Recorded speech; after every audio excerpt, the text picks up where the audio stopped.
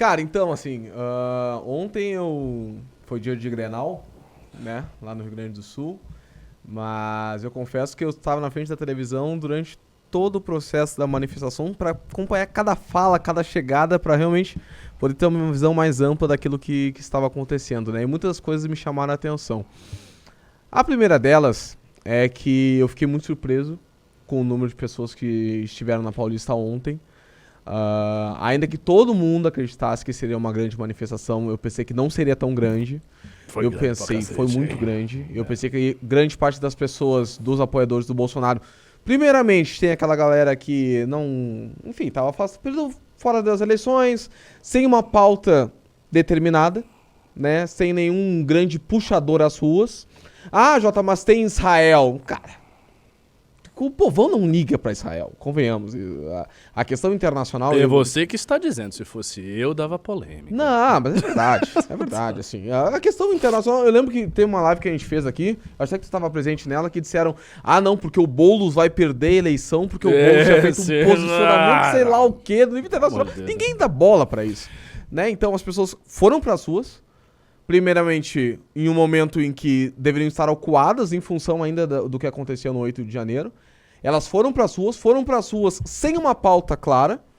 Então aquilo que se imaginava, que muitas vezes eu também comentei e errava nessa análise, que dizia que a direita ela carecia de uma liderança não somente por um líder carismático, mas sim em função de pautas a serem representadas. Então o bolsonarismo tinha uma série de pautas elencadas que representavam essas pessoas e que mobilizavam para que elas fossem às ruas. Isso não aconteceu.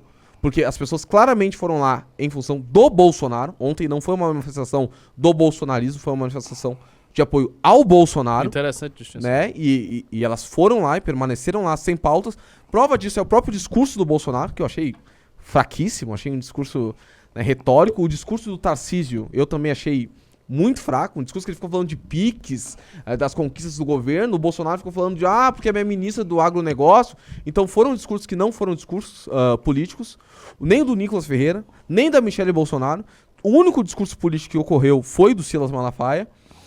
Então, claramente, eu acho que o primeiro extrato é esse, né? O Bolsonaro, um discurso que foi muito semelhante ao discurso do Lula em São Bernardo do Campo, antes de ser preso. O Bolsonaro, tanto pela quantidade de vezes que ele se emocionou no discurso também, pra mim, claramente foi algo do tipo... A mesma desconfiança que eu tenho daquela live que eles lançaram o curso do Conservadores, que curiosamente acho que foi no dia seguinte, né? Teve invasão na casa dele. Eu acho que possivelmente essa manifestação ter sido convocada nesse dia, possivelmente é porque o Bolsonaro já imaginava que a sua prisão estava sendo encaminhada ou decretada e ele resolveu dar um último adeus e eventualmente dizer que ele estaria indo preso, mas que ele vai preso sendo o principal nome da direita, né? Eu acho que vai por aí um pouco das minhas primeiras impressões da manifestação. Não sei se vocês concordam, discordam. Eu concordo. Eu só faria uma pequena ressalva. Eu diria que a questão de Israel para o público evangélico é um pouco relevante. Agora, claro, não acho que as pessoas foram ou iriam mais ou menos por causa disso. Não é esse o fator. E assim, o que eu vi demonstra muita força política ainda no bolsonarismo. Eu tive uma certa discussão durante a manifestação com a galera nacional, porque eu acho o seguinte... nós corremos um certo risco, e esse risco ele não é de se desprezar não, viu? Que o bolsonarismo sobreviva à própria prisão do Bolsonaro e a gente ainda veja esse campo majoritário da direita sendo dominado por figuras que vêm do meio deles e ponto final. Isso, em particular, para o nosso processo de ascensão, seria bastante terrível. E eu quero recuperar esse ponto em outro momento, mas antes, vamos passar aqui para o Pedro Duarte. Pedro Duarte, que coitado, estava aí já meia hora tentando entrar nessa live, demorou muito, mas está aqui conosco e vai poder dar a sua opinião sobre a manifestação. E aí, Pedro, o que você achou? Bom, primeiro, boa noite, Ricardo, Jota, Bahia, todo mundo aí. Vocês me ouvem bem? Sim. Tudo certo? Uhum. Perfeitamente. Então, perfeito. Primeiro, até complementar, inclusive vi uns comentários, acho que o Jota chegou a comentar um pouco, né, de que a questão de Israel talvez não fosse tão relevante. Sei que não foi nesse tom, né, mas que ela não pesaria tanto para o movimento agora. Só lembrar, né, de que o Israel, sim, como pauta, acho que a nível de geopolítica internacional, quando a gente fala disso, de fato a população média não se importa muito, né, como seria o caso de Rússia e Ucrânia. Só que Israel é muito importante para boa parte dos evangélicos, né? E, por exemplo, minha mãe é muito evangélica e, cara, não acompanha muito de geopolítica internacional. Minha mãe não vai falar de Rússia, de Afeganistão e coisas do gênero, mas ela fica botando no Instagram dela a imagem de Israel por causa de uma questão teológica, né? De que Jesus só vai voltar, só vai haver a salvação quando o povo de Deus estiver na sua terra. Isso seria uma interpretação, né, do povo judeu estar na terra sagrada de Israel. Então, mesmo para os evangélicos, e aí a gente atinge uma massa muito grande, existe uma questão teológica, e por isso a gente vê tantas pessoas, e aí você vai ver, muitas, no geral, são evangélicas, não católicos, né, que têm um apego muito grande com Israel. Um caso bacana, se for conferir isso politicamente, o Vaguinho, sim, o Vaguinho, o marido da Daniela do Vaguinho, aquela ministra, né, que é prefeito de Belfor Roxo, terra do nosso Gabriel Costenaro, ele inventou de entrar nessa briga de Hamas e Israel. E aí ele fez uma nota em defesa do Lula, falando e meio que se posicionando, né, ali do lado do Lula contra Israel. Cara, e ele toma uma saraivada, é porrada atrás de porrada nos comentários de uma população que é ali de Belfor Roxo, uma cidade muito pobre. Mas as pessoas saem em defesa de Israel porque são muito evangélicos. Então eu queria lembrar esse ponto importante, né? E da manifestação de ontem, eu acho, concordo, foi maior do que o esperado. Ao mesmo tempo, mostra uma força do Bolsonaro, mas também uma intransigência do governo Lula, que joga lenha na fogueira todos os dias, né? O discurso da Frente Ampla ficou na campanha e agora é um cara que indica o Dino, né, Flávio Dino, para o STF, que vem aqui para o Rio de Janeiro e fica elogiando a Aniele, que é uma ministra, né, de pauta completamente identitária, sem trabalho nenhum.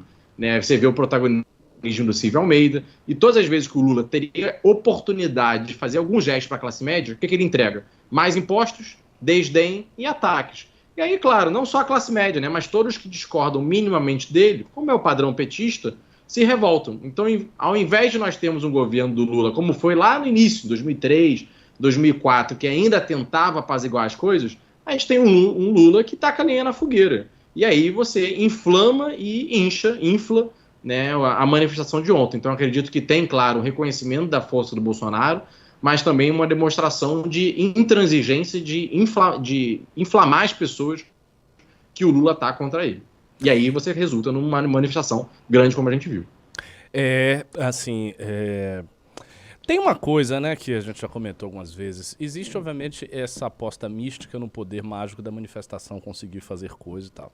Eu acho que a essa altura do campeonato já se demonstrou muito claramente que as manifestações não têm um poder por si só de refrear o status quo, refrear o sistema político quando ele quer fazer alguma coisa. Eu vi uma análise da Mônica Bergamo, eu concordo com ela e acho que o jornalismo mainstream brasileiro vai nessa direção. Quer dizer o seguinte, olha, aquilo demonstrou força do Bolsonaro, beleza, mas não demonstrou nada que vá de fato assustar os ministros do STF. E eles se manifestaram em seguida à manifestação.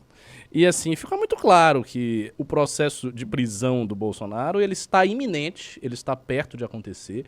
Eu acho que ele vai se dar com manifestação ou sem manifestação, com protesto ou sem protesto, se tiver vigília ou sem vigília. Isso para mim é uma coisa já, uma realidade quase inexorável. Essa para mim é realmente a realidade. Eu acho que ele vai ser preso de qualquer jeito. E o que fica do discurso, do tom dos discursos que a gente ouviu, é uma coisa que o Renan havia comentado. É um tom melancólico e, ao mesmo tempo, um tom de divinização do que foi o Bolsonaro. Como o cara que se sacrificou pelo Brasil. Que aquilo era um absurdo, que não tem... né, que o comunismo, o socialista está tomando o Brasil, que ele fez tudo o que devia fazer, que era um absurdo dizer que ele é golpista, que era apenas uma minuta do estado de defesa, sob a Constituição, então estamos aqui na Constituição. Ficou esse tom melancólico durante todos os discursos que eu vi. Em termos retóricos, o discurso mais bem estruturado foi o do Nicolas, tirando a grande exceção do dia, que foi certamente o discurso do pastor Silas Malafaia. Eu vi o discurso do Silas Malafaia agora. 10 minutos antes de começar a live, eu vi o discurso do Malafaia. De nada. Graças ao Bahia aí, que me chamou a atenção para a força desse discurso. E eu já tinha ouvido os comentários sobre o discurso. O discurso do Malafaia é uma peça à parte, eu acho que merece comentário aqui. Ele foi muitíssimo agressivo, mas ele não fez um discurso de agressividade vazia. Ele fez uma contraposição que toca a corda do coração de todo direitista brasileiro, até do direitista que não gosta do Bolsonaro. Porque quando eu ouvi o discurso, o Bahia sentiu a mesma coisa. De alguma maneira gerou uma empatia naquele discurso. E eu vou explicar por quê. O Malafaia, ele fez uma contraposição ali, trazendo fatos. De um lado, eram os fatos relativos à galera do dia 8, que muita gente foi presa e vai pegar penas pesadíssimas, sanções de 17 anos de cadeia, 15 anos de cadeia, 18 anos de cadeia. Quer dizer, sanções altíssimas que no Brasil praticamente um homicida não pega, né? Porque a gente tem um sistema brasileiro que é permissivo com a criminalidade, a gente sabe disso, pessoas saem com facilidade e tal. Então, assim, são sanções que desde quando elas foram exaradas, eu vi que elas eram muito, muito exageradas.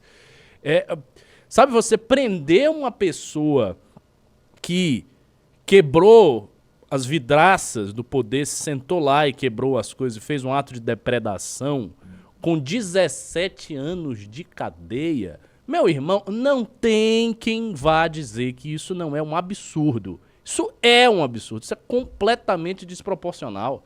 Pelo amor de Deus, isso é pena para homicídio, para latrocínio, isso é pena para os mais graves crimes que se pode imaginar. E note bem, essas pessoas elas não pegaram em armas contra o Estado brasileiro. Não é dizer, não, nós estamos punindo aqui golpistas que se levantaram com uma força paramilitar e tentaram dar o golpe efetivo. O cara estava com um fuzil, pegou em armas, né, prendeu pessoas, fuzilou gente. Não! Isso não aconteceu. Então, assim, a própria definição do que foi o golpe, eu acho assim, houve sim um aspecto preparatório, havia um interesse de dar esse golpe, havia incitação da massa nesse sentido, mas não houve nenhum ato golpista enquanto tal. Pô, se a gente pensar o que é um golpe de Estado é basicamente uma sublevação do status quo militar. As pessoas teriam que estar armadas para fazer alguma coisa. Ninguém dá o golpe porque ele entrou. Outra coisa, dá para fazer uma analogia que o próprio Malafaia não fez. Se a gente considera que todas aquelas pessoas mereciam sentenças altíssimas de prisão, porque elas invadiram lá, quebraram e tal, por que aquela galera de 2013, de esquerda, que invadiu, também não merecia? Porque não aconteceu isso? E outra, e todas as vezes que a esquerda invade prédios públicos, toma e ocupa prédios públicos, porque isso acontece direto, a esquerda faz muito, muito disso. E só pra acrescentar o que você tá falando, a própria Dilma, durante o impeachment, chegou a consultar também os militares sobre a possibilidade de uma intervenção. Exatamente. Então, assim, isso foi uma tentativa de dar golpe, sim ou não? Outra coisa, o Malafaia, ele trouxe alguns exemplos do Valdir Damuz, alguns exemplos de petistas que falaram coisas assim muito graves sobre o STF, que tinha que fechar o STF, tinha que fazer acontecer. O que ele disse? Que não ocorreu nada. Então, uma pessoa razoável, uma pessoa que olha o cenário sem paixões políticas, você não é bolsonarista, você não é de esquerda, você não é nada disso, você está olhando apenas o cenário. Você vê claramente que há um viés muito de um lado. Certamente, se tudo aquilo que nós vimos sob a égide do bolsonarismo tivesse acontecido num governo de esquerda, mais à esquerda do que o PT, por exemplo, vamos supor que fosse um governo do PSOL, do Boulos, e que a gente não imaginasse golpe com o exército, mas imaginasse que o MST está fazendo passeatas muito agressivas e o MST resolve invadir lá o Planalto por algum motivo, e aí entra, quebra as coisas e tal. Veja, o MST seria considerado uma organização terrorista por conta disso?